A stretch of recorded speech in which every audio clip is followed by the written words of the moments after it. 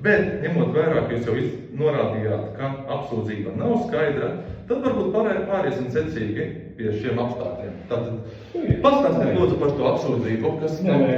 Jūs man pastāstīsiet par apsūdzību, es jums uzdošu jautājumus par apsūdzību, kas man šajā apsūdzībā nav skaidrs, kaut arī jūs viņiem bija laiks, grozīt un tā.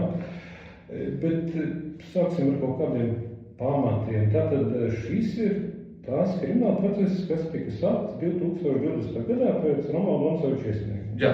Šī ir publiski pieejama informācija. Es taču man jāsaprot, par ko ir runa. Tas ir 2021. gadā pie manis notika krāpīšanas, mani aizturēja, tas ir tas, Un tas ir tas, par kur sākumā šī krimināla procesa izmeklētāja bija tāda Inita Lūre.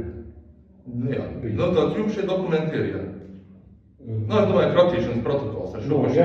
Un tā ir tā pati Inita Lūre, kas pēc tam publiski paziņoja, ka krimināla process ir sākts pēc toreizējā valsts prezidenta Egīla Levita pasūtījuma.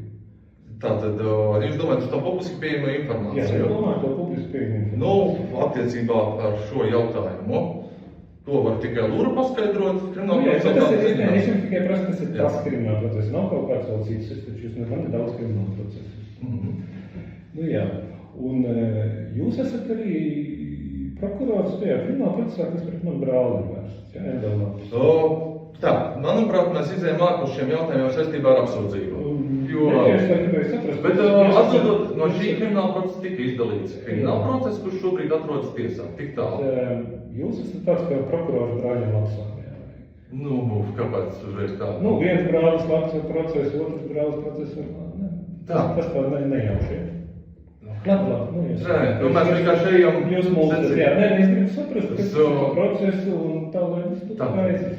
Vēlreiz, mēs esam aizgājuši prom no apsūdzības, bet idejiski parasti, kad krimināla procesa izdala citus krimināla procesus, tos uzrauga joprojām viens tas pats prokurors.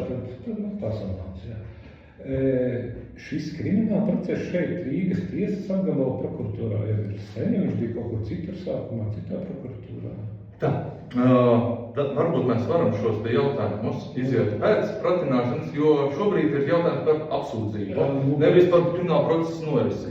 Par šiem jautājumiem jūs varat pieteikt lūgumus un ļaut jums izskaidrot, bet pratināšanas kārtībā mēs tomēr koncentrējamies uz lēmumu par savu kriminālu. Tātad ir 2020. gadā sākts, tagad ir 2026. gadā februāris.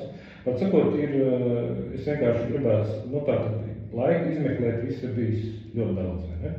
No jūsu viedokļa. Jūs visu laiku bijat izmeklējušies prokurors, jūs esat pārņēmis kaut kādā brīdī.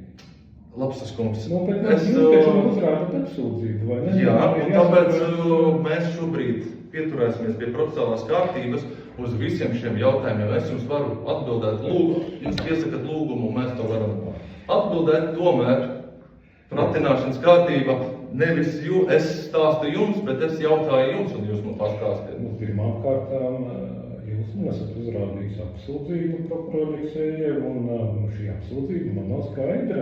Jūs neesat laikam izdarījis visu, lai man viss būtu pilnīgi skaidrs. Es esmu spiests jums uzdot jautājumus. Tad kas tieši no apsūdzības nav skaidrs?